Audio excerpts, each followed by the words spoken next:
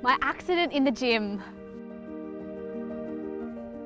At the end of 2021, I was stepping up onto a box with a bar on my back when I slipped and fell and the bar came down onto my neck and I ended up in emergency. And what we originally thought was a split open chin and some cracked teeth, I ended up having a seizure in emergency, and it was a CT scan that diagnosed me with what's called a carotid artery dissection, which is an internal tear in the wall of the main artery here that supplies blood to your brain.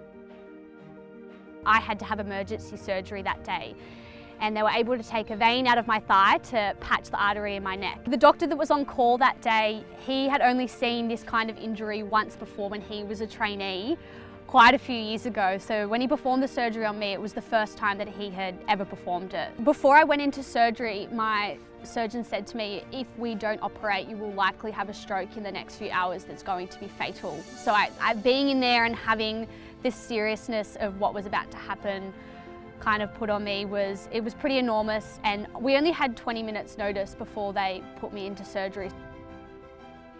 I was sitting in the ICU at Wollongong Hospital and I was telling my parents, I'm still going to be running in Tokyo, I'm going to be there.